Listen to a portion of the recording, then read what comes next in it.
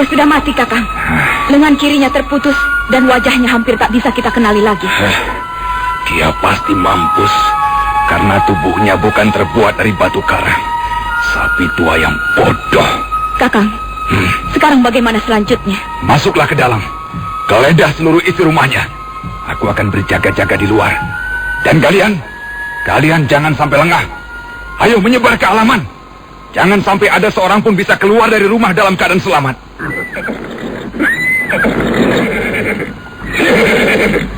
Para prajurit di bawah pimpinan Empu Renteng segera menyebar ke seluruh halaman. Sebagian ada yang berlarian ke halaman samping dan belakang. Sementara itu, Dewi Sambi sudah melangkah ke arah pintu serambi depan.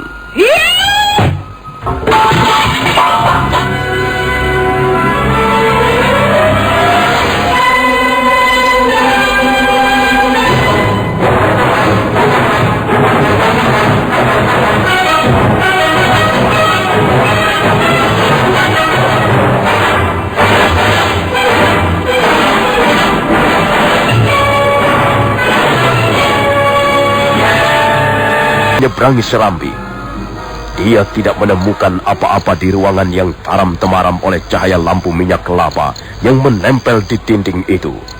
Pendekar wanita pemilik Aji Tapak Wisa itu meneruskan memeriksa ruangan demi ruangan. Tak ada apa-apa di ruangan ini. Aku akan meriksa ruangan di sebelah.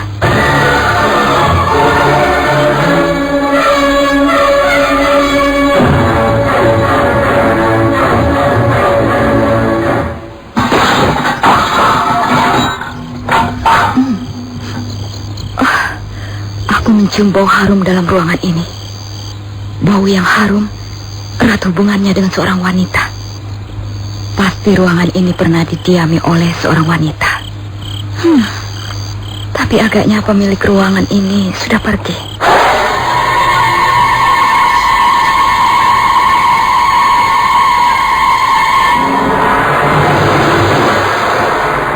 Hei, adakah orang di situ? Jangan pura-pura tuli. Aku tahu kau bersembunyi di situ. Ayo keluar, cepat. Apa kau mau akan kudobrak pintu kamarmu ini? Kurang ajar. Jangan didobrak pintunya. Siapa kau? Ampun Tuan Putri. Ampun Tuanku Dewi. Saya tidak tahu apa-apa. Diam. Aku bertanya siapa kau? Anggota keluarga di sini? Apa muka Empu Anggareksa itu? Ampun, saya hanya seorang abdi di rumah ini. Oh, jadi Empu Anggareksa itu majikanmu? Kau hanya seorang pembantu di rumah ini? Iya, benar Tuanku Dewi. Saya hanya seorang pembantu. Saya tidak tahu apa-apa. Sudah berapa lama kau bekerja di rumah ini? Sudah lama sekali. Kalau begitu, kau sudah seperti anggota keluarga di rumah ini? Iya, memang benar begitu. Saya sudah dianggap seperti keluarga sendiri oleh Gusti Hanggareksa. Beliau memang seorang majikan yang baik dan bijaksana. Mungkin dia seorang majikan yang baik.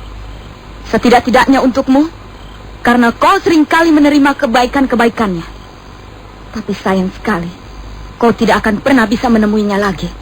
Oh, apakah Gusti Hanggareksa pergi? Ya, dia sudah pergi malam ini.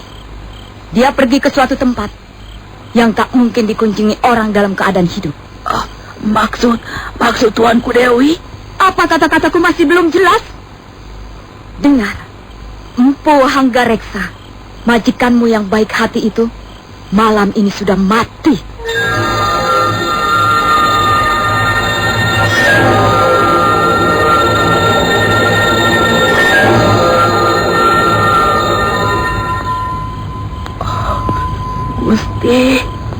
Gusti Hanggareksa. Hei, kau kemana kau?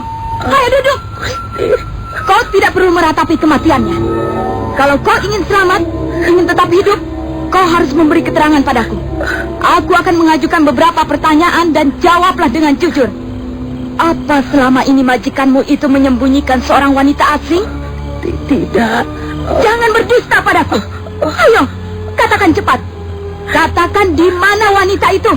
Tidak, saya tidak tahu.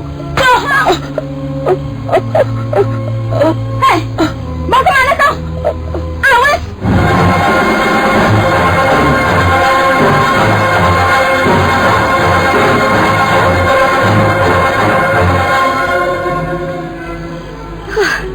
Mau lari kemana kau? Kurang ajar. Dewi Sambi baru saja akan maju untuk mencekal bahu perempuan tua di depannya ketika mendadak dia mengurungkan niatnya.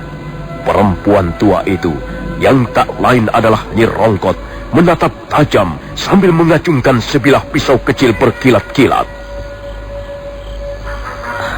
Oh, kau perempuan tua. Mengapa masih suka bermain-main dengan pisau? Pergi dari rumah ini.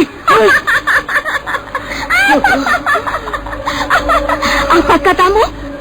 Jadi setelah majikanmu itu mampus, kau bermaksud mengambil alih kekuasaan di rumah ini, mengusir aku? Hah?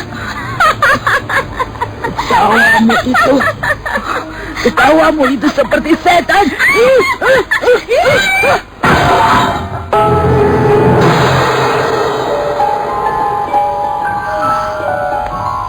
Untung kau hanya seorang perempuan tua. Tapi bagaimanapun kau seorang abdi yang baik. Kau cukup setia pada majikanmu.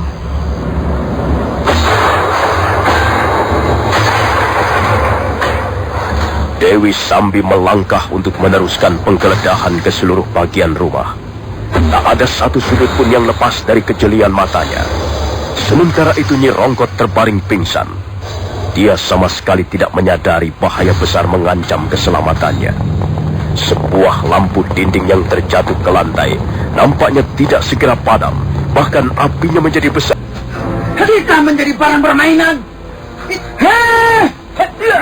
Kau jangan hanya bisa bermain lompat-lompatan. Kami adalah pendekar. Dan 10 orang yang lain itu prajurit-prajurit. Kami bukan hendak berburu seekor bajing. Bukankah kalian hendak menangkap aku? Sekarang aku jadi bingung. Apa sebenarnya yang kalian inginkan? Kebo Kluyur, untuk apa kita ngobrol seperti ini? Iya, jelas orang itu sudah berani melawan kita. Mengapa tidak kita gasak saja sampai mampus? Dia hanya pandai bermain bajing loncat. Kita hanya membuang tenaga saja di sini. Percuma. Hei, kalau kau benar-benar seorang pendekar, ayo bertarunglah sebagaimana seorang pendekar. Cabutlah senjatamu dan marilah kita berlaga secara kesatria. Oh, jadi kau ingin aku menggunakan senjata? Baiklah. Tapi kuperingatkan ini bukan karena keinginanku. Aku hanya menuruti saja keinginanmu. Laki-laki tegap perkasa itu lalu mundur beberapa langkah. Kemudian pelan-pelan tangan kanannya meloloskan sebilah pedang besar yang tergantung di pinggangnya.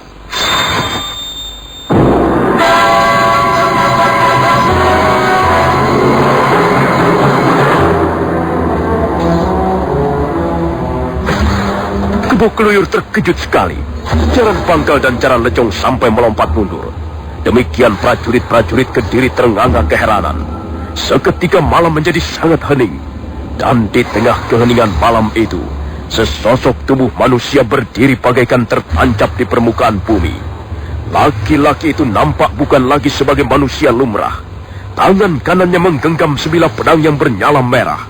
Dan cahaya merah yang ganas itu menyebar ke sekelilingnya, mewarnai pucuk-pucuk pohon pandan di tepi jalan. Rupanya pedang milik pendekar asing itu sekarang sudah jatuh ke tangannya. Benar, Kebo Kluyur. Hati-hati. Pedang itu menyebarkan hawa maut. Ternyata kita bukan berhadapan dengan orang biasa. Siapa orang ini menurut pendapatmu, Kakang Jaran Bangkal? Siapapun dia akan kita tangkap. Iya, benar. Siapapun orang itu adalah musuh besar kita. Kalau kita biarkan, pada kesempatan lain dia pasti akan membuat kesulitan. Kalau memang kalian menganggapku musuh besar, Mengapa kalian masih juga tidak berbuat sesuatu? Hah? Kau akan segera tahu apa yang akan kami lakukan. Ayo, bunuh saja orang itu, sekalipun dia bersenjatakan cakra milik Dewa Wisnu. Dia tidak akan mampu berbuat banyak. Dia hanya satu orang. Dia tidak akan bisa mengalahkan kita semua. Ayo, ayo. Ngapa kalian diam saja, ha? Sergap orang itu, bunuh saja.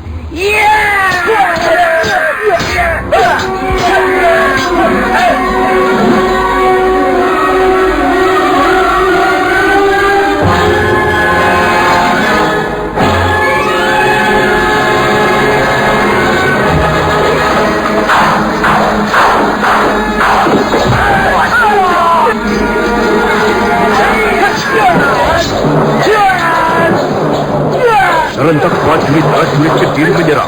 Laki-laki itu menyambutnya dengan tenang sekali. Kebo Kluyur mengamuk dengan senjata kala rantainya. Pendekar berwatak berangasan dan kurang perhitungan itu kelihatan bernafsu sekali. Dia ingin segera menyudahi perlawanan laki-laki tak dikenal itu.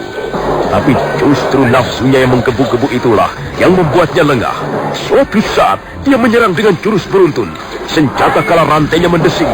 Laki-laki tak dikenal melompat, tapi kemudian balik menyerang. Pedangnya yang besar berkelebat menyebarkan warna merah. Jet!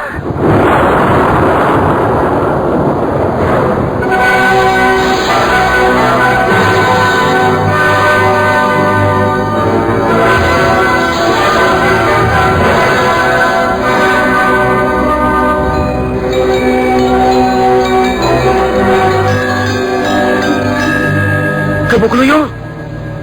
Kebo Kluyur! Oh, dia sudah mati, Kakang Jaran Bangkal. Lihat, pundaknya terbelah sampai ke bagian perut. Oh, mengerikan sekali. Berdebah, setan belang.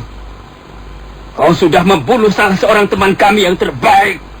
Kami tidak akan terima. Ayo, serang lagi orang itu. Dia sudah membunuh pendekar teman baik kita. Ayo, bunuh saja! Iya! Iya! Iya!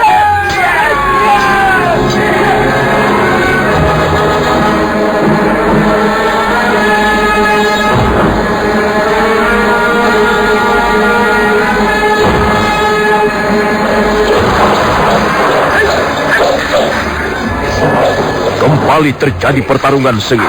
Kali ini laki-laki tak dikenal itu meningkatkan serangan-serangan baliknya.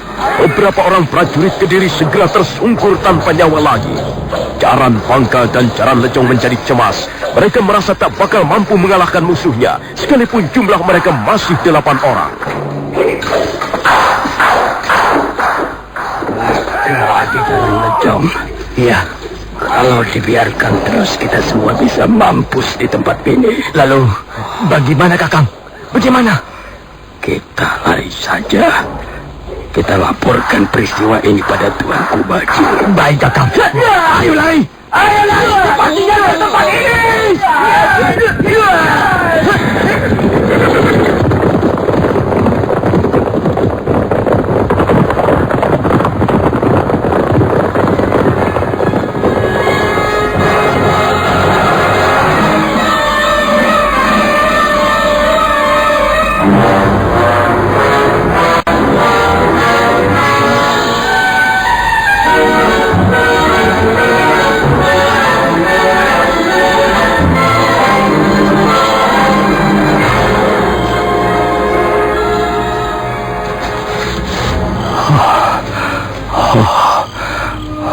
Pengecut itu sudah lari semuanya. Prajurit-prajurit Kediri. Bagaimana orang-orang semacam itu mengaku dirinya berjiwa prajurit? Oh, pedang ini sungguh luar biasa. Baru kali ini aku menggunakannya untuk bertarung. Dan dia sudah memakan korban 5 nyawa manusia. Kalau saja mereka tidak segera kabur, benda ini pasti akan meminta korban lebih banyak lagi. Tapi aku merasakan sesuatu yang aneh ketika menggunakannya untuk menyergap orang-orang itu tadi. Tanganku seperti bergetar. Benda ini sepertinya memiliki kekuatan dahsyat yang menghisap seluruh tenaga dalamku. Kalau begitu, pedang ini sebenarnya sangat berbahaya. Dia bisa membunuh orang yang menggunakannya. Benar apa yang dikatakan Mesin. Benda ini memang tidak boleh terlalu lama berada di luar sarungnya. Sifatnya yang liar dan ganas, penuh nafsu membunuh, segera lenyap begitu dia aku kembalikan ke dalam rumahnya. Apa itu? Oh, ada nyala kemerah-merahan di sana. Mungkin ada rumah yang terbakar. Oh, arahnya seperti di rumah Ayahanda Hanggareksa. Oh, jangan-jangan terjadi sesuatu atas diri beliau.